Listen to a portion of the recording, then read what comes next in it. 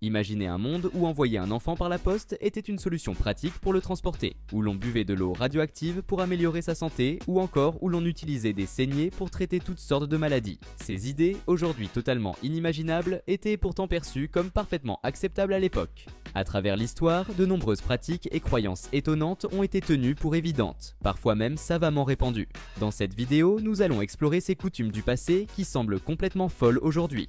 Préparez-vous à découvrir des anecdotes aussi fascinantes qu'insolites sur ces habitudes qui défient l'entendement moderne. Direction le Moyen-Âge où la justice ne se limitait pas qu'aux humains. En effet, à cette époque, des animaux étaient traduits en justice et jugés pour leurs crimes. Et croyez-le ou non, cela était pris très au sérieux. Mais pourquoi réunir un tribunal avec un juge, des avocats et même un jury? Tout ça pour juger un cochon ou un rat. La raison tient dans les croyances de l'époque. Au Moyen-Âge, on pensait que tout être vivant, même un animal, était responsable de ses actes devant la justice. Ces procès n'étaient pas qu'une simple curiosité.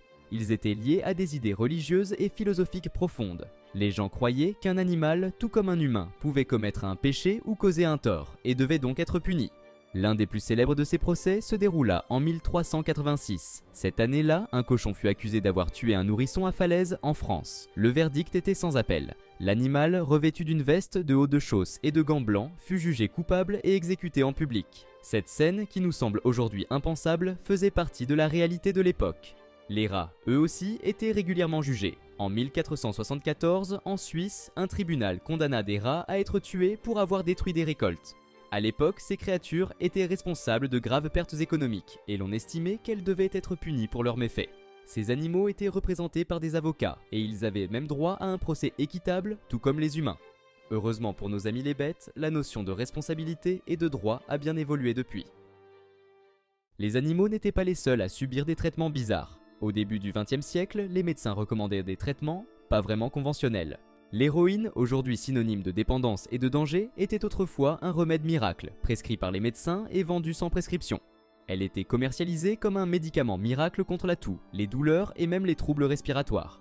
Mais le plus surprenant dans cette histoire, c'est que cette drogue puissante était même prescrite pour calmer les enfants. À une époque où les connaissances médicales étaient encore limitées, l'héroïne était vue comme une solution simple et efficace. C'est en 1898 que la société pharmaceutique Bayer, pionnière dans la production de médicaments, a lancé l'héroïne sous forme de sirop pour traiter la toux et soulager les douleurs. À l'époque, personne ne savait vraiment à quel point cette substance pouvait être addictive et dangereuse. L'héroïne était vue comme un remède efficace, bien plus puissant que les traitements à base de morphine ou d'opium. Les médecins prescrivaient cette drogue comme si c'était une solution inoffensive pour soulager diverses affections. Mais la vraie folie de cette époque, c'est que l'héroïne était même donnée aux enfants. Oui, il n'était pas rare qu'un enfant malade reçoive une dose de ce médicament, en pensant que c'était une solution bénigne pour les apaiser. De nos jours, l'idée que des parents donnent de l'héroïne à leurs enfants paraît inimaginable, et pourtant, pour les médecins de l'époque, cela était tout à fait normal. L'utilisation de l'héroïne comme médicament n'a pas duré bien longtemps. Très vite, les effets secondaires sont devenus évidents. Dépendance, effets dévastateurs sur la santé mentale et physique. Mais avant que le danger ne soit pleinement compris, des milliers de personnes, y compris des enfants, ont été exposées à ces effets néfastes. Ce n'est qu'à la fin du XXe siècle, après des années de prescription régulière, que l'héroïne a été interdite en tant que médicament. Les zoos, aujourd'hui synonymes de sorties en famille et de découvertes, n'ont pas toujours été conçus pour observer des animaux exotiques. Il y a un peu plus d'un siècle, certains zoos n'abritaient pas que des bêtes. On y exposait des êtres humains. Oui, des hommes, des femmes et des enfants, souvent arrachés à leur terre, exhibés comme des curiosités vivantes. Une pratique choquante qui, à l'époque, passait pour un simple divertissement ou même un acte éducatif. Ces expositions ethnologiques, comme on les appelait parfois, présentaient des hommes, des femmes et des enfants comme des curiosités exotiques. Les visiteurs venaient observer leur apparence, leurs coutumes et parfois même leurs gestes du quotidien. Ils étaient placés dans des enclos aménagés pour imiter leur habitat d'origine, avec des décors caricaturaux et des panneaux les décrivant comme des sauvages ou des primitifs. L'un des exemples les plus tristement célèbres est celui d'Otabanga, un homme pygmée du Congo, exposé en 1906 aux eaux du Bronx, aux États-Unis. Après avoir été kidnappé et emmené de force, il a été logé dans la même enceinte que des singes, le zoo le présentant comme le chaînon manquant entre l'homme et l'animal. Une humiliation justifiée à l'époque par des théories racistes et colonialistes prétendant prouver la supériorité des sociétés occidentales. En Europe, des villes indigènes étaient reconstituées lors des grandes expositions universelles. À Paris, à Londres ou encore à Bruxelles, des millions de visiteurs se pressaient pour observer des personnes venues d'Afrique, d'Asie ou d'Océanie. Il faut bien comprendre qu'à cette époque, la curiosité du public, mais aussi l'ignorance et l'arrogance des sociétés occidentales, rendaient ces expositions tout à fait acceptables. Les os humains étaient perçus comme une manière d'éduquer la population, de lui montrer ce qui existait au-delà des frontières, sans jamais se soucier du point de vue ni de la dignité des personnes exhibées. Ce n'est qu'au fil des décennies que ces pratiques honteuses ont commencé à disparaître, grâce aux voix qui se sont élevées contre ces injustices et à la prise de conscience des droits humains. Aujourd'hui, les os humains restent une page sombre de l'histoire, un rappel brutal des dérives auxquelles peut mener la déshumanisation de l'autre. Les maladies mentales sont aujourd'hui traitées grâce à une combinaison de psychothérapie, de médications adaptées et de soins spécialisés. Mais au début des années 1900, une autre méthode, bien plus radicale, était considérée comme une avancée médicale, la lobotomie. Une procédure qui consistait à insérer un pic, parfois directement par l'orbite de l'œil, pour sectionner des connexions dans le cerveau. Le but ? Calmer les patients jugés difficiles, agités ou souffrant de troubles psychiques. Mais le prix à payer était immense. Inventée par le neurologue portugais Antonio Egas Moniz, qui reçut même un prix Nobel pour cette technique, la lobotomie était perçue comme une solution miracle. Les médecins promettaient de guérir la schizophrénie, la dépression sévère ou encore l'anxiété. En réalité, cette opération laissait souvent les patients dans un état végétatif, privés de leur personnalité et de leurs émotions. Tout commence en 1935, lorsque le docteur Moniz effectue les premières lobotomies. L'idée ? Modifier le comportement des patients en sectionnant certaines connexions entre les lobes frontaux et le reste du cerveau. Une opération irréversible réalisée en introduisant un instrument tranchant directement dans la boîte crânienne. La procédure était expérimentale, risquée et cruelle, mais Moniz croyait en son efficacité. Mais celui qui popularisera la lobotomie à grande échelle n'est autre que le neurologue américain Walter Freeman. Freeman transforme la lobotomie en une procédure express, qu'il rebaptise la lobotomie transorbitaire. Plus besoin d'ouvrir le crâne, un simple pic à glace enfoncé par l'orbite de l'œil suffit pour atteindre le cerveau. Avec un marteau, il frappe doucement pour sectionner les connexions cérébrales. Il pratiquait ses interventions en seulement quelques minutes, souvent dans des salles improvisées ou même devant un public curieux. Freeman allait jusqu'à se vanter de pouvoir réaliser des lobotomies en série, traversant le pays dans sa lobotomobile, une voiture qu'il utilisait comme bloc opératoire mobile. Aux États-Unis, la lobotomie devient presque une tendance médicale. Des milliers de personnes en souffrance psychique passent entre les mains de Freeman, des adultes, mais aussi des enfants. Pour les médecins de l'époque, il s'agissait d'une véritable avancée. En réalité, les conséquences de la lobotomie étaient souvent désastreuses. Certains patients devenaient apathiques, d'autres perdaient toute autonomie. Pourtant, pendant 2 décennies, cette pratique fut largement acceptée comme un progrès médical.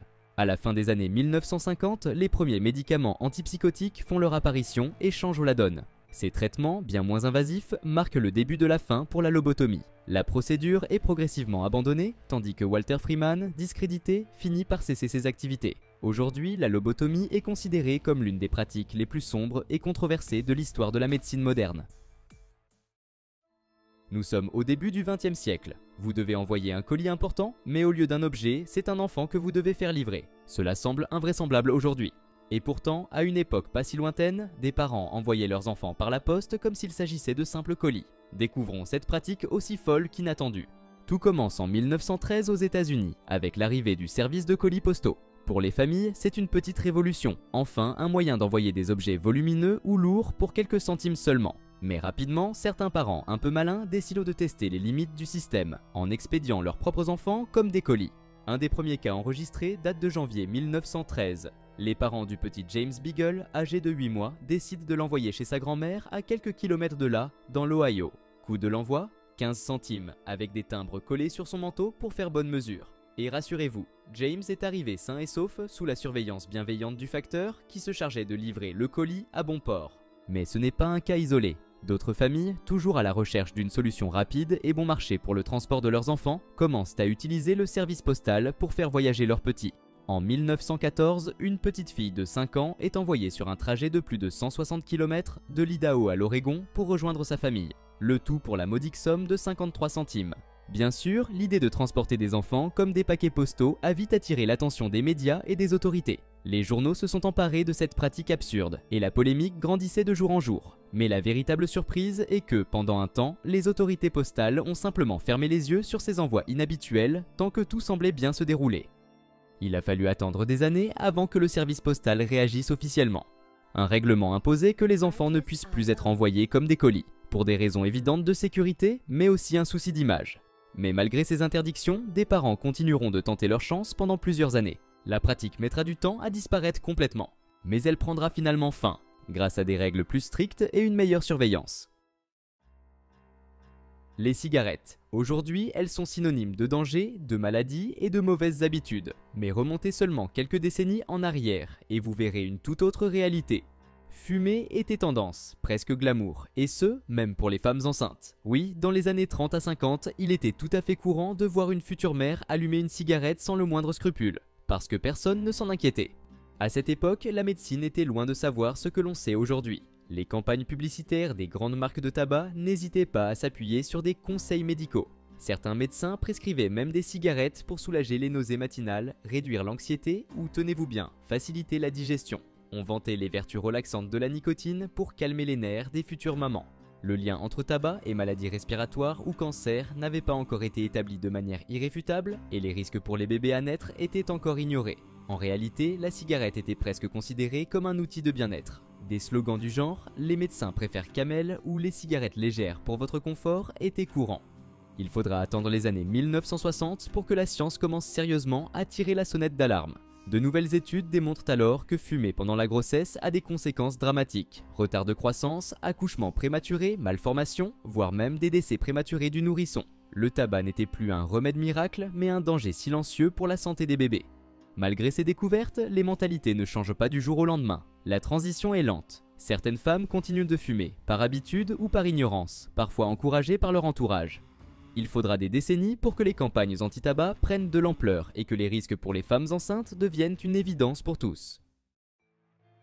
Dans les années 1920, la quête de jeunesse éternelle et de vitalité était déjà une obsession. Mais si aujourd'hui on parle de vitamines et de cure détox, à l'époque, une autre tendance faisait fureur. Les bains radioactifs. Oui, vous avez bien entendu. L'eau enrichie au radium était vendue comme un remède miracle, une véritable source d'énergie et un élixir de jeunesse. À cette époque, le radium, fraîchement découvert par Marie Curie, fascinait le monde entier. Cette substance brillante, presque magique, était considérée comme une innovation médicale révolutionnaire. On lui prêtait des vertus incroyables. Elle pouvait guérir l'arthrite, calmer les douleurs, redonner de l'énergie, et même ralentir le vieillissement. Bains radioactifs, crème pour la peau, dentifrice et même eau à boire. Tout était bon pour profiter des prétendus bienfaits du radium.